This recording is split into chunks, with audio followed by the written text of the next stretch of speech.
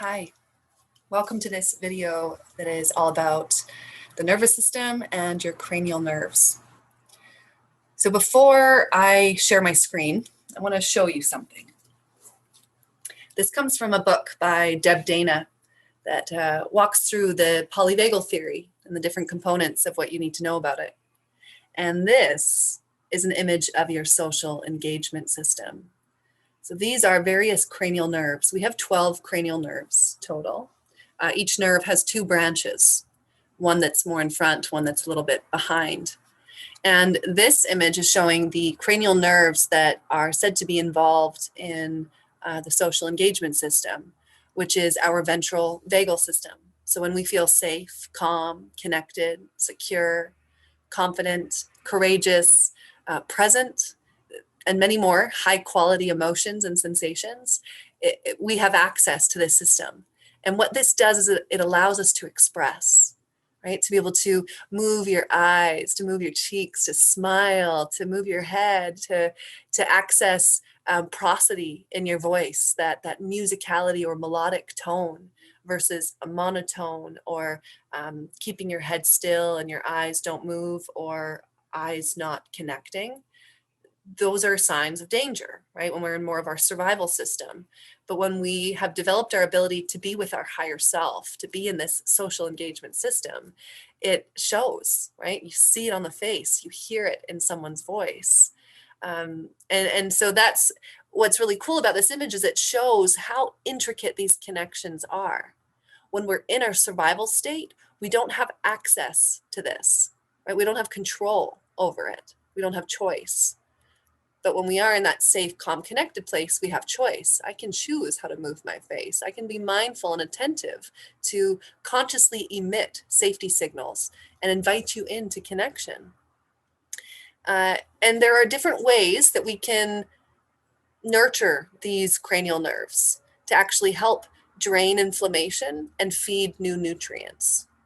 Right? Because when we spend a lot of time in chronic activation in our survival states of sympathetic or the dorsal dive, where we feel collapsed, immobilized, lethargic, when we spend a lot of time in those survival states, inflammation starts to accumulate in the body, because a bunch of these parts of the body are being recruited in service of survival to work really hard, to even take over for other parts of the body that aren't available when you're in a survival state, right? And so inflammation starts to accumulate because the body's working harder than it needs to, or than what's necessary or healthy. And so there are certain little activities that we can do to actually support this system and all systems, but I'll focus on this one today, to really support that area to feel safe, to drain inflammation that's, again, accumulated, and feed new nutrients. So the second part of this video will be 3 specific exercises that are great for that. So this is kind of a fun way, a fun visual to really see the nervous system and how the evolution of it has worked out for us. So originally, the first survival state on the scene was this dorsal vagal 500 million years ago. And this gave animals the ability to play dead or to go numb if they were being attacked, so it wouldn't be painful, and potentially it would, ward off aggressors. If you're playing dead, they might lose interest in you, right? So there's survival. It's in service of survival to have this state. And nowadays, when we find ourselves in activated or stuck in this state, it can feel like we're disconnected from the moment, from ourselves, from our body, from other people. It can feel like really a foggy brain, like it's hard to come up with a coherent thought. We can feel untethered, lost, floating. We'll have stories of separation and despair, feeling lost and alone and hopeless. Right? So this system, when we're stuck in it, can feel really, really heavy, like an obstacle to being present in life. Right? But its intention is good. It has good parts to it. And we just need to develop the ability to move more flexibly versus getting stuck in the survival state. In terms of evolution, the next survival system that came onto the scene was the sympathetic nervous system. So 400 million years ago, animals developed this ability where when they're in danger, they no longer had to just shut down or play dead. They now had another potential option to get aggressive, to fight back, or to run away. Right? So in service of our survival, this helped evolution continue to have another way of warding off an aggressor or an attack. Right? So when nowadays, if you find yourself getting stuck in a sympathetic activation, it could feel like that do something feeling in your body, like just unease, a little bit hypervigilant. You know, your thoughts might even be moving really quick. They don't even finish. It's just one thought, then another, then another. We can be easily distracted. It's hard to just be present because our body is feeling like there's danger. And so it's going to be scattered. It's going to jump around. It can also come with this sense of like a narrowed vision, right? Our eyes zoom in on a thought or an object, and we feel stuck. Like it's just this further narrowing, and tension builds in the body because it's preparing to fight or run.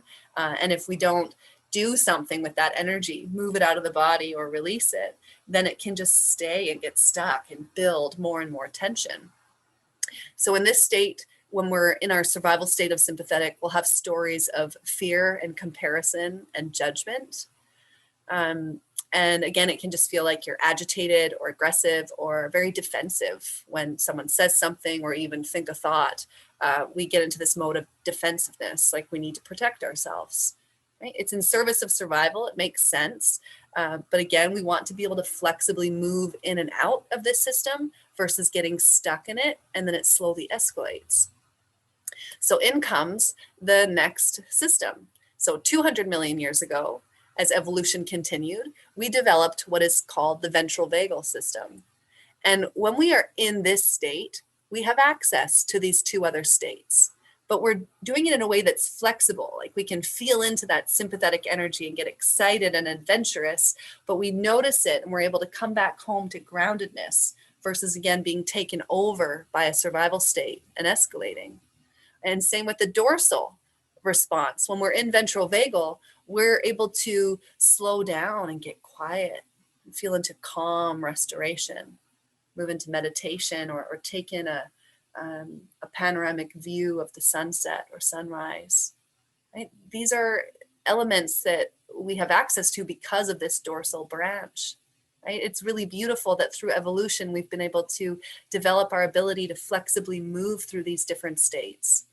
And again, if we have more danger signals than safety signals in a moment in our body, then we'll be taken over by one of these states in service of survival. So it's not a bad thing. We just need to recognize it and make sure we come back once we feel safe or it's appropriate to do so. You'll also notice that your breath changes quite significantly when you're in one of these states. In ventral vagal, you'll have access to a very rhythmic, balanced breath where you have choice, you can feel into it, where each inhale is this inspiration, this energy, this activation, and each exhale is healing as you let go and you surrender. But when you're taken over by sympathetic as a survival state, your breath will actually become shallow and quick. Right? It's preparing you to run or to fight. So you can see why if we spend a lot of time here and we keep our breath in that shallow, quick state, we can actually get ourselves further stuck because our body habituates to what it's fed continuously. And if we don't notice that we're breathing quick and shallow, well, the body adapts and says, well, this is the new normal, and will actually guide you back to that way of breathing when you're not paying attention, right? So we can just kind of feel like we constantly get sucked back into this place of escalation. And then it leads to this dorsal dive where too much time spent in sympathetic, the body goes, well, this is not safe. I need to shut down. Like I've been in danger for long enough. I know I need to just actually shut down the system or else havoc is going to take place here.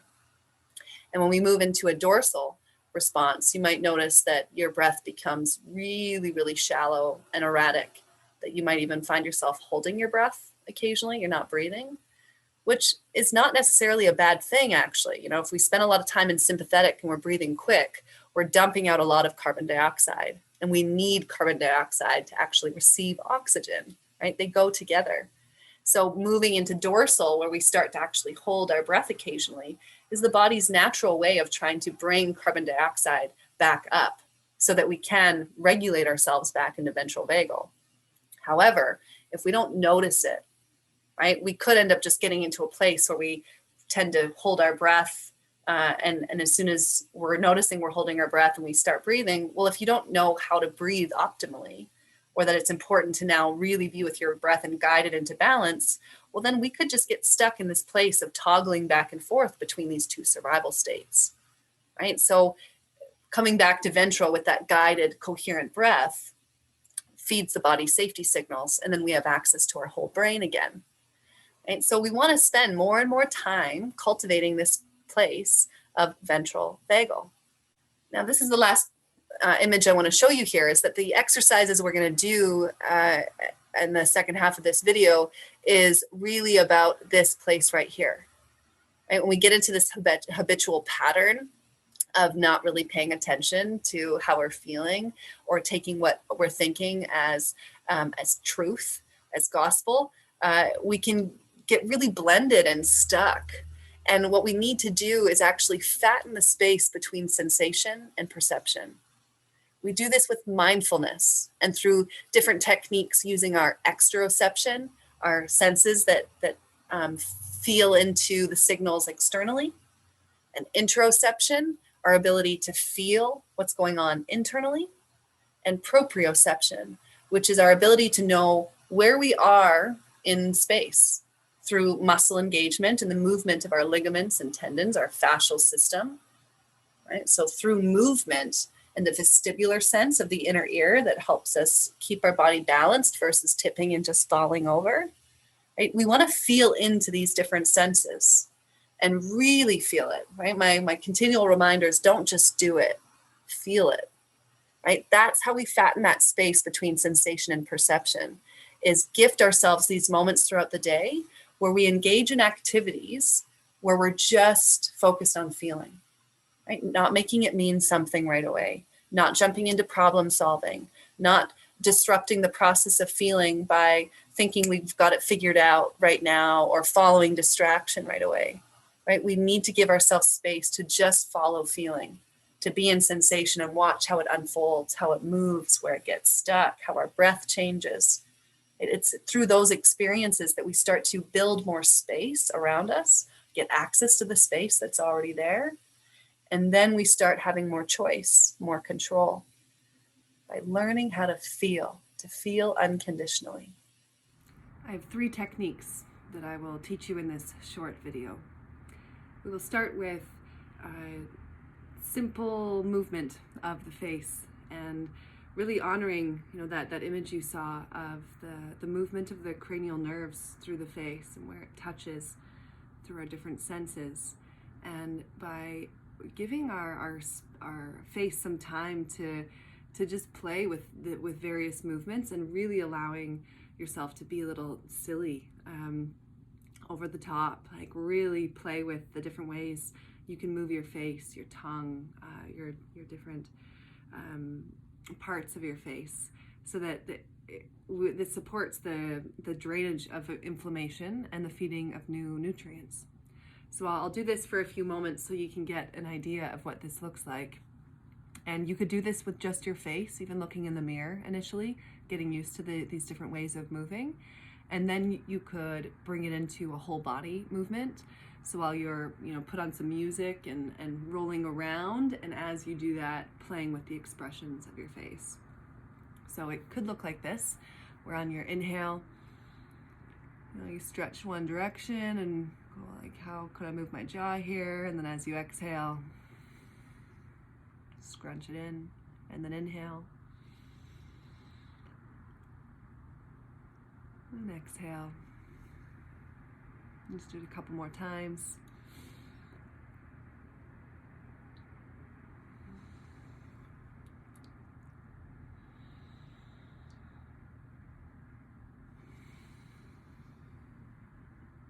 Yeah, so this is something that, as you're getting used to it, do it by yourself, where you can let go of being self-conscious.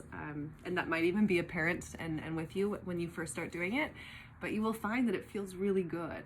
And so that initial like, oh, I don't know, is this silly? Is this weird? That's going to release because of how good it feels afterwards. It just wakes up that social engagement system. It's like you're giving yourself a massage and really playing with different ways you can move. It starts to feel really, really good. Now, another one to play with is with sensuous touch. And this is something that will take potentially upwards of 3 minutes. So their patience is important. So starting with your coherent breath to really get yourself into that balanced rhythm. And then, remembering that image of where the cranial nerves, how they just spread all throughout the face and back of the neck, and then goes down towards your heart. So it's the brain-heart connection. And if you really just choose any area of your face, there might be a spot, maybe you feel tension in your jaw, or you notice that you furrow your brow a lot, and you hold a lot of tension there, or in your sinuses, really anywhere. You're going to place your hands on both sides of your face. And remembering that our skin has receptors for various types of touch. So we activate different receptors if we're like pushing in deep or we get hit hard. And different receptors are activated with mild touch, squeezing gently. And then different receptors are activated with sensuous soft touch. And that's the touch we want to use for working with the drainage of the cranial nerves. So sensuous soft touch. And important to don't just do it, but really feel it. It's a really important part of this practice, is be with the sensations. Don't do this while you're watching TV or distracted. Really get mindful to feel the sensations. That's what makes this so powerful.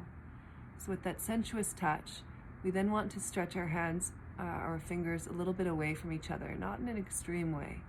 That gentle stretch out, right? Just a little stretch.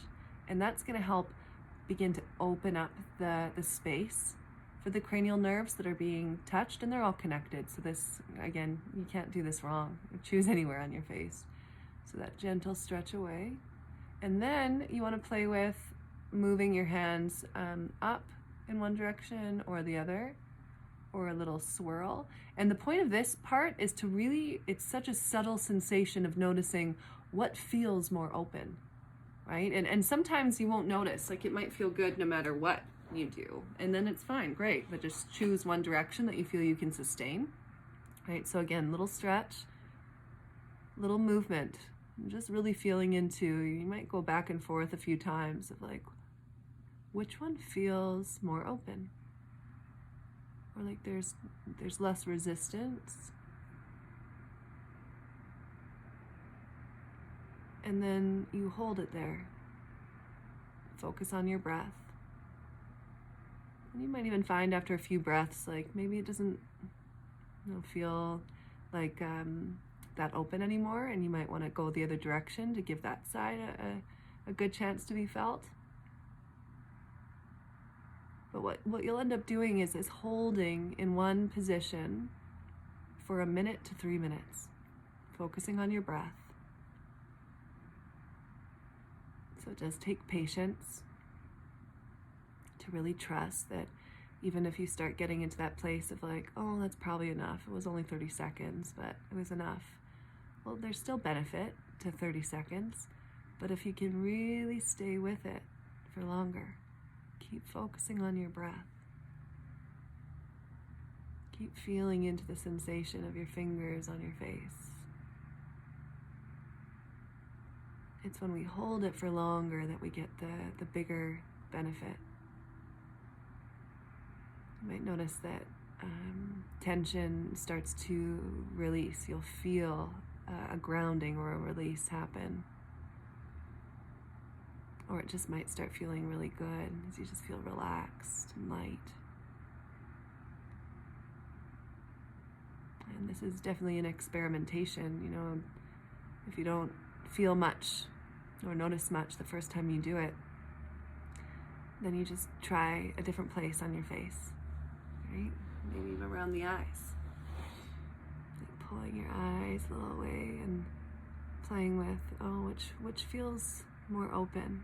Oh, so for me, this direction just felt way more spacious. There was less resistance. I was able to move in a little bit more. So I'm going to pause here, focus on my breath.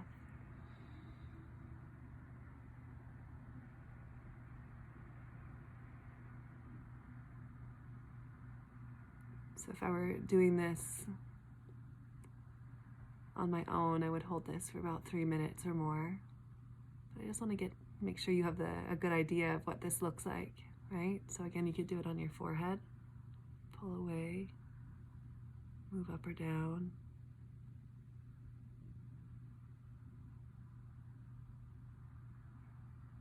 And again, for me, this side feels a little more open. So I hold and breathe.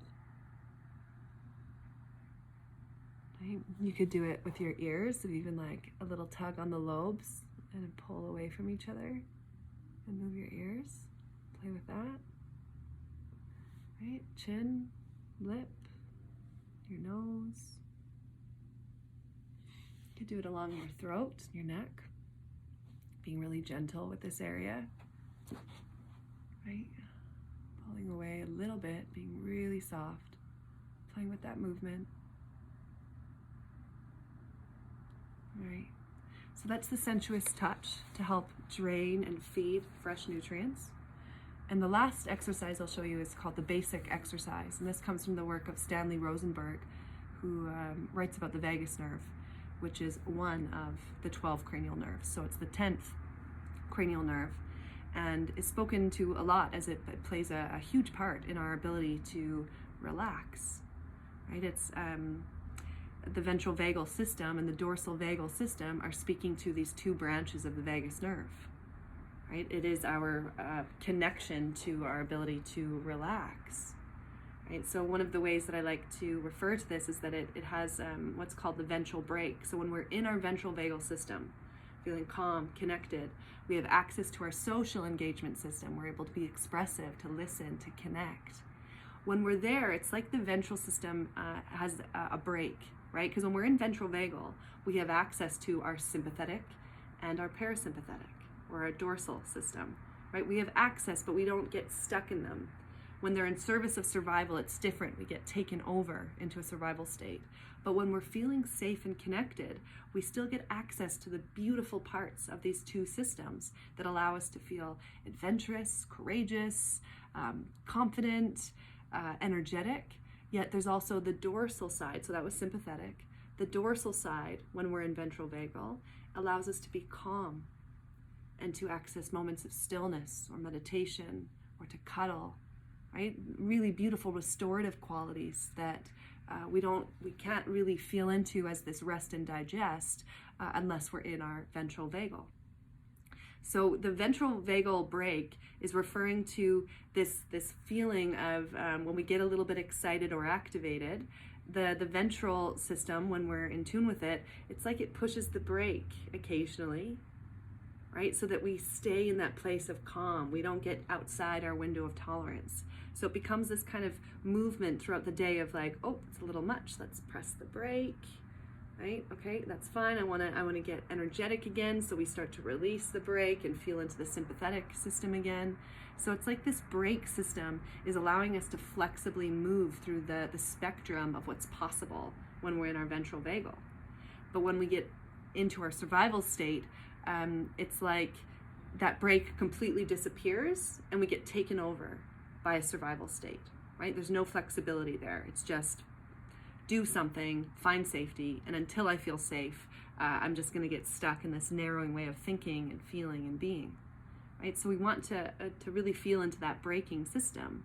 And what the basic exercise does is help activate the vagus nerve so that we can find that sense of calm and safety pretty quickly.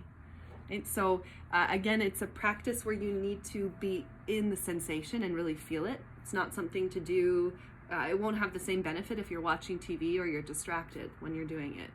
The key is that we need to be in the sensation, right? Remembering that cycle that we can get really stuck in when there's sensation, perception, action. Well, this is how another way we can fatten the moment of be in sensation, right? Don't jump into perception or get carried away by perception just yet. Stay in that place of just feeling. It starts to change everything. It gives us more space. So you can do this basic exercise lying on your back or seated. And the first step is to interlock your fingers and rest your palms at the base of your skull where the brainstem is. If you have a lack of mobility or pain in your arms, you could do something else where you like roll up a towel and then have that right at the brainstem. So when you lay down, you feel a little bit of pressure, that support at the brainstem. So that's the first step, is find a way to access touching the back of your head and really feel it. Like feel your head rest into your hands. Feel the connection of your hands to the back of your head, to the brainstem. Focus on your breath. You can do this with your eyes open or closed. So whatever feels best for you in this moment, you can play with it, see what feels different. We keep our head in this neutral position and we're just going to move our eyes. So the first step is to choose one direction, and you're just going to allow your eyes to move to the side without force. This is not how far can I look. It's just a simple gaze to one side, and then you focus on your breath. So it's this combination of feeling the gentle pressure, really feeling into the back of your head, into the brainstem, the movement of your eyes, right, which now we know are deeply connected to the social engagement system. The cranial nerves is what allows our eyes to move by choice, right? So when we choose to look over to the side, and then we focus on our breath, so you're feeling, you're noticing what you can see, you're staying connected to your breath. And this is a massive amount of safety signals that start to come in. Initially, you might even notice that moving your eyes to one side might activate your nervous system a little bit. And so staying with it, focusing on your breath, really softening your gaze. And then you wait. You know, if you don't feel relaxed right away, you wait. You wait until you feel your system downshift, right? Feeling the pressure, your head resting into your hands, your breath moving in that balanced, rhythmic way.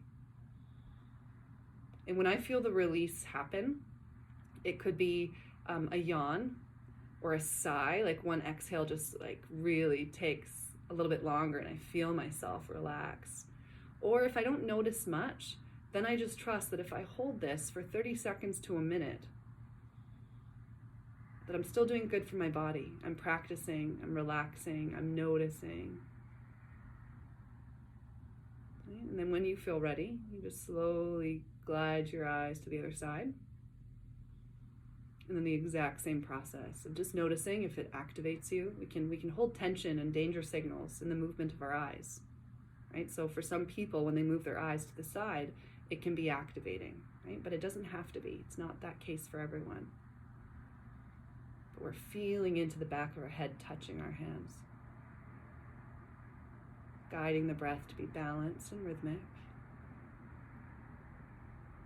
and holding the gaze, just being really soft, gentle with the eyes as I look out and notice what I can see, noticing detail. And again, after 30 seconds to a minute, or when I feel that really noticeable release, then you can bring your eyes back to neutral, release your hands down. And then with your breath, just a few moments of rocking your head side to side.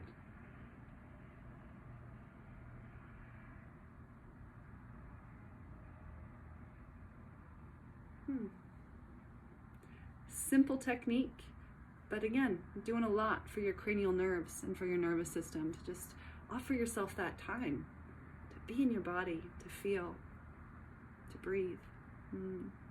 So I hope this was helpful. If you have any questions, just reach out.